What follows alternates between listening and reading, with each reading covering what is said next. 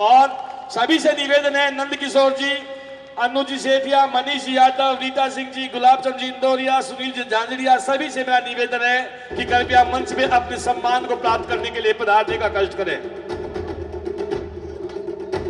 और देखिए ये है सूर्यपाल सिंह जी, जिनको आप पर्दे पे देखते होंगे, महाभारत सीरियल बहुत ही रुचि से द्रोणाचार्य की भूमिका में उसके साथ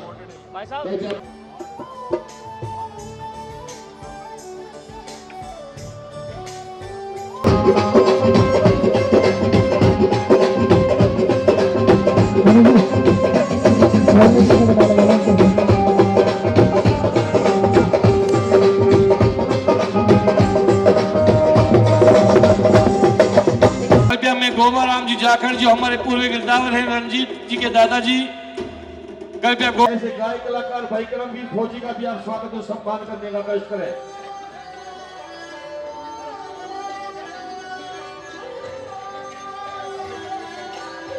श्रीमान प्रभात जी नेताजी, मेरी आवाज सुन रहे हो तो मंच पे पधारने का कष्ट करें।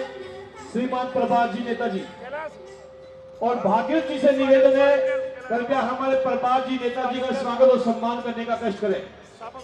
प्रभात जी नेताजी अपने अकेला बच्चा इतने बड़े इरादे लेकर के और जहाज में बैठने से पहले बंदरगाह पे अपने हिंदुस्तान की मिट्टी को एक बार मुट्ठी में लेता है वो उद्यम सिंह और माथे से तिलक करता है कि माँ मैं जा रहा हूं आज तेरा बदला चुकाने के लिए, और हो सकता है आखिरी सलाम मेरी वतन की मिट्टी का शायद मैं आज लेकर के जा रहा हूं, और हो सकता है वापिस जिंदा माँ मैं अपने वतन में लौटने भी पाऊं या ना भी लौटने पाऊं। इतना सोच के जहाज में बैठ के और पहुंच जाता है इंग्लैंड के लंदन शहर में। भगतजनों एक बार जोरदार तालियां बजा दो पहले तो। और फिर वहां पहुंच करके पूछने लग गया, कोई पता नहीं था, विदेश में पहली बार गया था कि भाई मेरे को डायर से मिलना है, डायर से कोई बता दो डायर की कोठी बंगला कहां पर पड़ते हैं जो पंजाब में हिंदुस्तान में रह करके आया है। लोग मजाक उड़ाने लगे लंदन में उस उद्यम सिंह का, ये भिखारी, ये इंडियन, ये मिलेगा डायर से। अरे जिस डायर को मिलने के लिए कई महीने पहले वक्त लेना पड़ता है, बड़े प्रोग्राम बढ़ते हैं, उससे ये मिलेगा, कोई बात नहीं भाई मैं मिल लूंगा। तो उद्यम सिंह का दिमाग देखो, जुनून देखो, इरादा देखो, क्या प्लानिंग करता है। उद्यम सिंह घूमता फिरता एक पार्क में विश्राम करने लग जाता है और बराबर में लड़कियों का 2 मिनट लूंगा, भूमिका बनाता हूं, उसके बाद सॉन्ग शुरू करूंगा। उसके बराबर में वोमेन कॉलेज था, अंग्रेजों की लड़कियां पढ़ती थी उसमें, और एक लड़की का पैर फिसल के स्विमिंग पूल में जा पड़ी। वहां पर एक स्विमिंग पूल था। अब किसी अंग्रेज के अंदर इतनी हिम्मत नहीं हुई कि उस लड़की की जान बचा ले, लेकिन इंडियन खून था, उद्यम सिंह से रुका नहीं गया, विद कपड़े छलांग लगा दी भाई तालाब के अंदर और पकड़ के उस लड़की का हाथ दूसरे हाथ से पानी को छीलते हुए बाहर लेके आ गया, उस लड़की की जान बचा दी। और उसकी सहेली आती है और उस लड़की को कहती है, हेलन, हेलन था उस लड़की का नाम, कि देख जो ये लड़का सामने बैठा है ना, इसने तेरी जान बचाई है, अगर ये आज नहीं होता तू मर जाती जी, इसका धन्यवाद कर दे जाकर के। वो लड़की उस लड़की के साथ गई और जाकर के बोलती है कि gentleman thank you very much, आपने मेरी जान बचाई और इसके लिए मैं धन्यवाद करती हूँ तेरा। इतनी बात कह के उद्यम सिंह कहता है, अब इसमें धन्यवाद करने वाली कौन सी बात है बहना, ये तो मेरा फर्ज था, तू डूब रही थी, मैंने तेरी जान बचाई, मैंने तो इंसानियत का धर्म निभाया है मेरी बहना, इसमें धन्यवाद की कोई बात नहीं। और बहना कहते हैं उस लड़की के चपड़कों से लड़ो, कहने लगी रे नौजवान जेंटलमैन, अरे मैं तो बहुत हो गई थी तेरे ऊपर, तूने मेरे को जिंदगी दी है, मैं तो शादी करवाने की सोच थी तेरे से और तूने मेरे को बहन बोल दिया। उद्यम सिंह कहता है, विचार देखो उस टाइम के उस बच्चे के विचार क्या थे। उस लड़की को कहता है कि लड़की मैं इंडियन हूं और मेरे हिंदुस्तान के अंदर एक बार जिस लड़की को बहन बोल दिया जाता है, सारी जिंदगी उसकी बहन बन के रहती है। ये विचार थे ऐसे नौजवानों के। और आजकल का कोई नौजवान होता ना तो पता क्या बोलता, भाई ये तो बड़ा गोल्डन चांस खो दिया उद्यम सिंह ने। आज का विचार बता रहा हूं, तुलना करके देखो, बहन बना ली उसको और कहने लगी भाई तू कैसे आया है यहाँ पर इंग्लैंड के अंदर। कहने लगा कि मैं तो ऐसे ऐसे आया हूं, अपने धर्म का भाई बना के और अपने घर लेगी और अपने डैडी को जाकर के बताती है ये मेरा भाई बन गया, इसने मेरी जान बचाई, इंडिया का है। बड़ा स्वागत किया उसके डैडी ने।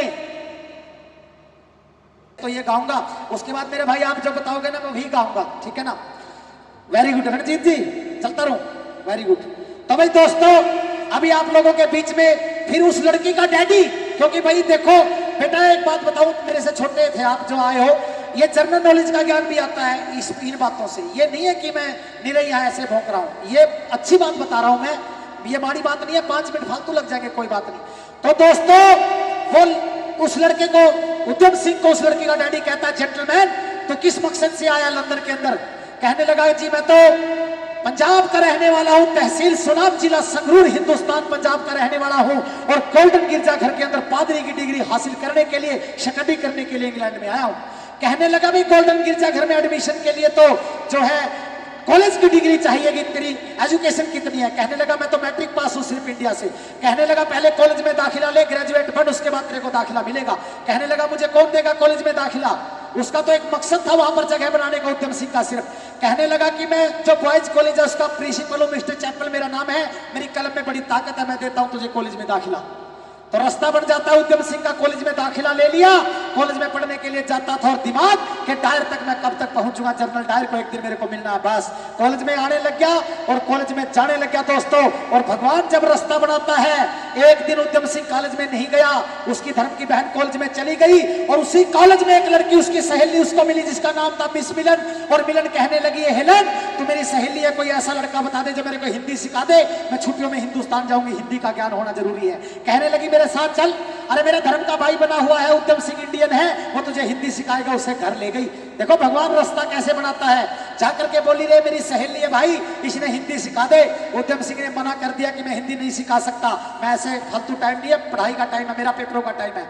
फिर वो लड़की कहने लगी रे उद्यम सिंह, जो ये लड़की तेरे सामने खड़ी है ना, ये आम बाप की बेटी नहीं है, इंग्लैंड के लंदन शहर के बहुत बड़े लैंडलॉर्ड बाप की बेटी है। ये हर किसी के सामने रिक्वेस्ट नहीं करती, ये तो मेरी सहेली है जो मेरे साथ आके मेरी बेइज्जती मत करवा भाई, इसने हिंदी सिखा दे। उद्यम सिंह खड़ा हुआ, कहने लगा कि हेलन, तूने कई बार बोल लिया बड़े लैंडलॉर्ड बाप की बेटी है, किसकी बेटी है ये, कौन है इसका बाप? कहने लगी रे उद्यम सिंह, 4 फीट की दूरी पे जो हाथ जोड़ के तेरे सामने लड़की खड़ी है ना, ये आम बाप की बेटी नहीं है, ये बहुत बड़े लैंडलॉर्ड बाप की बेटी, जनरल डायर की बेटी है।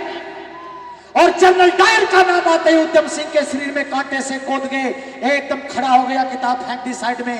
कहने लगा हेलन, ये उसी डायर की बेटी है क्या जो मेरे हिंदुस्तान में पंजाब के अंदर गवर्नर रह के आया है? कि यस, ये उसी की बेटी है।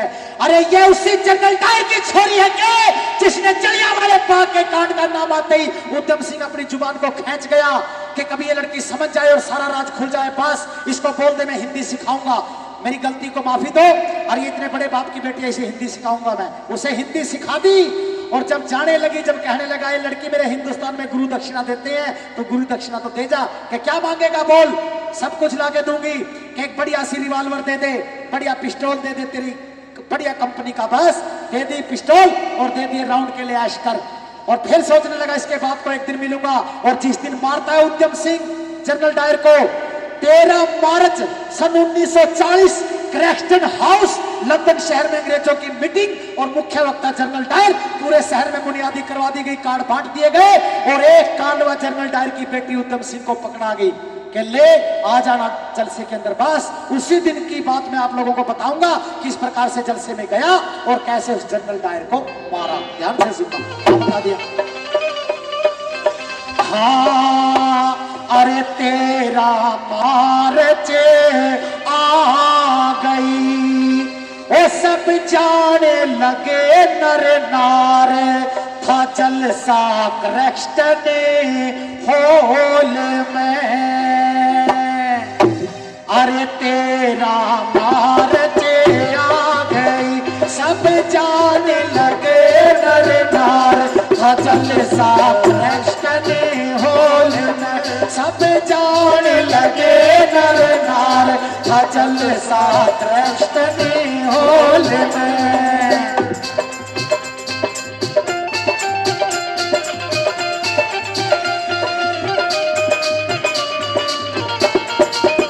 उसने ले ली डिक्शनरी मोल है, उसने ले ली डिक्शनरी मोल है, उसने छिपा ले पिस्तौल है, उसने छिपा ले पिस्तौल है। 12 मार्च की रात को इतनी मोटी डायरी लेके चाकू से कागज काट के और अंदर रिवॉल्वर फिट करके और ऊपर से डायरी की तरह बना ली। भाई सुबह आएगी जनरल डायर की बेटी, मुझे गाड़ी में बिठा के ले जाएगी, वहां जाके देखूंगा कि क्या होगा। क्या बता दिया उसने, ले ली डिक्शनरी बोल है, उसमें छुपा ली पिस्तौल है। उसने ले ली डिक्शनरी बोल है, उसमें छुपा ली पिस्तौल है। कोई साथ में हेलन तैयार था, चल साथ रैक्सटन होल में। सब जाने लगे नर नार था, चल साथ रैक्सटन होल में। जय हो। और वो जनरल डायर की बेटी गाड़ी लेके आई, उधम सिंह को बिठाया और उसकी धर्म की बहन को बिठाया और तीनों चले गए। गाड़ी ने ब्रेक दिया क्रैक्सटन हॉल के सामने और वहां पर क्या स्थिति बनी हुई थी भाई, गौर से सुन लेना। क्या बता दिया, उस गेट पे गार्ड थी खड़ी, उस गेट पे गार्ड थी खड़ी। कुछ पुलिस मैन थी बाहर खड़ी, कुछ पुलिस मैन थी बाहर खड़ी। जब होने लगी तलाशी बाहर, वो ले रहा था शब्द कोश में। सब जान लगे नर नार था, जल साथ रैक्सटन होल में। और दोस्तों जैसे एंट्री होने लगी, उधम सिंह के हाथ में वेपन था, यानी कि डायरी के अंदर पिस्तौल थी। उसको पता था अगर तू पकड़ा गया तो तू मारा जाएगा, और अगर अपनी दिमाग की चालाकी से अंदर क्रैक्सटन हॉल में चला गया तो जनरल डायर को मारूंगा। आर या पार दोनों ही काम होने थे उस दिन। ध्यान से सुन लेना। एक दिमाग लगाया उधम सिंह ने, सारे ऑप्टिकल पार कर गया क्योंकि जनरल डायर की बेटी साथ में थी। सैल्यूट करते गए ऑफिस, रास्ता छोड़ते गए, लेकिन मेन हॉल के सामने मशीन लगी हुई थी। भाई कोई हथियार अंदर जाएगा या मशीन बोलेगी। उधम सिंह समझदार था, समझ गया कि तेरे को यहाँ पकड़ा जाएगा तू। उधम सिंह एकदम से पीछे आ गया। जो सिक्योरिटी वाला वो मशीन सी लिए खड़ा था, जो बोलती है टू टू टू टू टू टू, उसने पता ये मशीन तेरे को लगाई है टू टू बोलनी। उधम सिंह पीछे कदम दबा गया। हेलन और मिलन एंट्री कर गई हॉल के अंदर। अंदर जाके देखा कि उधम सिंह तो आया नहीं। वो जनरल डायर की बेटी बाहर आई, कहने लगी अरे उधम फॉलो मी, क्या हुआ, what is problem. Udham Singh कहने लगा बाहर आ। क्या इल्जाम लगा दिया उस सिक्योरिटी वाले के ऊपर कि तुम तो अंदर चली गई, इस सिक्योरिटी वाले ने तो मेरे को धक्का ही दे दिया, इंग्लिश में पता नहीं क्या बोल दिया, मैं नहीं जानता, मेरी बेइज्जती हो गई। इतना बात सुन के उस जनरल डायर की बेटी को गुस्सा आ गया। सिक्योरिटी गार्ड वाले को जाके खींच के मार दिया थप्पड़, कह दिया ब्लडी तुझे नॉनसेंस, तुझे पता नहीं है लड़का मेरे साथ है। अब जनरल डायर की बेटी थप्पड़ मार दे, सिपाही की क्या हिम्मत उसकी तलाशी ले ले। एकदम से पीछे खड़ा हो गया, कहने लगा sorry madam, sorry sir, you can go please, welcome. स्वागत और कर दिया, अपने फूफे का, और साइड में खड़ा होगा मशीन लेके। बस हथियार पास था, उधम सिंह अंदर चला गया और अंदर जाके तोड़ होएगा। सुन लेना ध्यान से, आगे क्या बता दिया। सब बैठ गए निज स्थान पे, सब बैठ गए निज स्थान पे, और ध्यान लगा व्याख्यान पे, और ध्यान लगा व्याख्यान पे। जब बोले जनरल डायर भर भर कहने जोश में, सब जान लगे नर नार था, जल साथ रैक्सटन हॉल में। और बारी बारी से सारे लीडर बोलते गए और आखिर में नंबर आया उस डायर का। एकदम से पर्दा हटा, 6.5 फीट का जवान, सिर पे कैप और माइक के सामने जिस टाइम पर आया, उधम सिंह सामने ही बैठा था दूसरी लाइन में, और मैं उधम सिंह का खून उबार दे गया। उधर से बोलना शुरू कर दिया डायर ने अपनी बहादुरी के किस्से कि मैं वही डायर हूं, हिंदुस्तान के अंदर जिस टाइम पर मेरी हुकूमत थी तो हजारों क्रांतिकारियों को मैंने मौत के घाट उतरवा दिया था। अंग्रेजों की ताड़ियां बजने लगी हॉल में, और वे उधम सिंह के शरीर में बाकी नहीं रही। पहले वाली उंगली टाइगर के ऊपर चली गई रिवॉल्वर के, और मन में सोचने लगा बेटा बोल ले, थोड़ा सा और बोल ले, करूंगा इलाज तेरा। फिर कहने लगा कि अगर मेरे को एक मौका और मिल जाए हिंदुस्तान जाने का, तो चाहे कुछ मुच ऐसे देशभक्त और बचे हैं उनको जाते ही मैं शूट करवा दूंगा। फिर ताड़ी बाजी, और फिर छोरे पर रुका नहीं गया, उद्यम सिंह लेकर रिवॉल्वर और मंच के ऊपर कूद गया और जनरल डायर की छाती के सामने तान के बोला, अरे ओ डायर, लगाम दे अपनी जुबान को। जिस जलियांवाले बाग के कांड का तू जिक्र कर रही हो है ना, उसी जलियांवाले बाग के अंदर मेरा डैडी शहीद होया था, टहल सिंह कम्बोज। और उसी बाप का, उसी जलियांवाले बाग के कांड का बदला लेने के लिए हिंदुस्तान के अंदर एक शेरनी ने एक शेर तैयार किया है जो तेरी छाती के सामने खड़ा है। आज मारूंगा तन्ने छोटू नहीं, और अपनी जान बचाना चाहता हो तो एक मौका देता हूं तेरे को, भाज के अपनी जान बचा ले, एक चांस भी दूंगा मैं तेरे को। जनरल डायर के पंजे कांपने लगे, उधर से उसके बॉडीगार्ड एकदम से राइफल कोक करने लगे। उद्यम सिंह ने वो जो रिवॉल्वर थी उद्यम सिंह ने लगा के खोपड़ी पे डायर की और कहने लगा, अपने चमचों को बोल दे ये कुतिया सी नीचे फेंक देंगे, नहीं तेरे खोपड़े में गई गोलियां। इशारा कर दिया डायर ने और उसके कमांडो वाले रख के नीचे वेपन और हैंड्स अप करके खड़े हो गए। और यूं बोला, भाई जो भी हिलेगा अपनी मौत का जवाबदार खुद होगा। और डायर को बोला, तू एक बार भाज के दिखा, तेरी दौड़ देखना चाहता हूं मैं। डायर ने सोचा पोजीशन ही ऐसी बन गई, छोरा मारेगा तो छोटे नहीं, तू भाज के अपनी जान तो बचा ले। जैसे ही भागने लगा उद्यम सिंह ने सोचा ये भाग गया तो अंग्रेज तन्ने मारेंगे, एकदम छाती के आगे कूद गया और धाए धाए धाए करके 3 गोली बिठा दी डायर की। इतना स्पेस मिलते ही उसके बॉडीगार्डों ने एकदम राइफल उठाई और लगे फायर करने, तो जो गोली बची हुई थी ठा ठा ठा उनके बिठा दी। बोला, भाई मैंने बोला था जो हिलेगा मौत का खुद जवाबदार होगा। और बोला, जो मैंने करना था कर दिया और अब मैं भागूंगा नहीं, जो तुमने करना था तुम करो। जिस मकसद को मैंने जो है जिस घटना को अंजाम देना था दे दिया। मेरे हिंदुस्तान के अंदर खबर दे दो कि डायर को मैंने मार दिया, जो तुम करो तो कर लेना। एकदम रिवॉल्वर नीचे फेंक दी।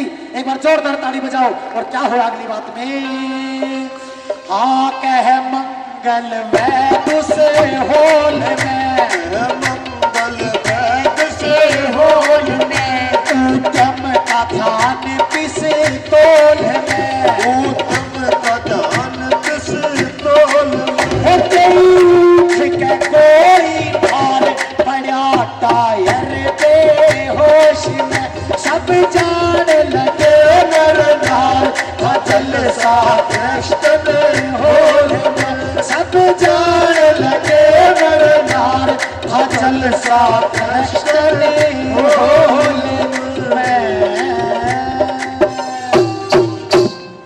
जय हिंद, थैंक यू, धन्यवाद। सबसे पहले मैं आप सबका बहुत आभार प्रकट करता हूँ कि आपने इतना बड़ा आयोजन किया है। मैं तो जब घर से निकला सोचा नहीं था कि इतना बड़ा आयोजन होगा। भाई करुणवीर का भी मैं बहुत शुक्रिया करता हूँ, कितनी मीठी मीठी आवाज़ों में गाना सुने और सुनने मिलेंगे। मैं आपका ज़्यादा वक्त नहीं लूँगा, सांस्कृतिक प्रोग्राम के लिए सब इंतज़ार कर रहे हैं। धन्यवाद।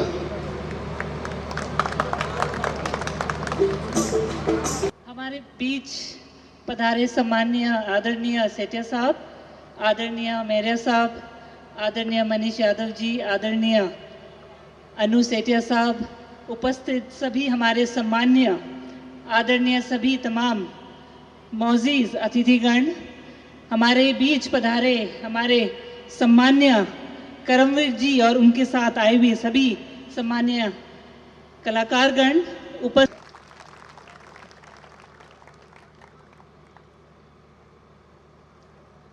आया हूं तो आज महाभारत की एक याद भी ताजा कर जाऊंगा। आप लोग महाभारत का डायलॉग सुनेंगे, बोलिए, जोरदार तालियां बजाइए, हाथ उठाइए। ये डायलॉग उस वक्त का है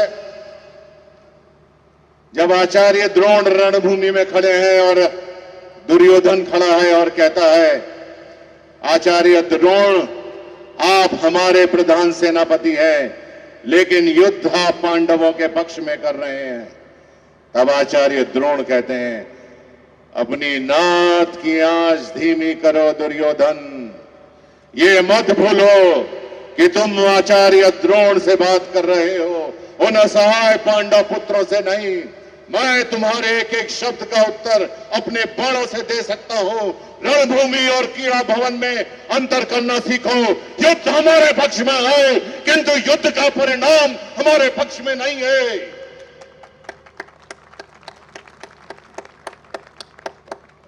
अर्जुन को युद्ध भूमि से दूर हटा दो, मैं युधिष्ठिर को बंदी बनाकर सौंप दूंगा। हाँ, कल मैं चक्रव्यूह की रचना करूंगा, कल मैं चक्रव्यूह की रचना करूंगा। बहुत बहुत धन्यवाद, बहुत बहुत आभार। रंजीत बेटे का बहुत बहुत आभार, और मेरे सारथी राजा प्रतीक का बहुत बहुत आभार जो मुझे इतनी दूर से गाड़ी में चलाकर लेकर आया है, और मेरे सभी दोस्तों मित्रों का आभार, रिंगस की जनता का आभार, यहां आए हुए सभी सम्माननीय आदरणीय व्यक्तियों को नमन। इसी के साथ मैं अपनी भाषा को पूर्ण विराम करता हूं। स्नेह नमन, स्नेह नमन। Thank you.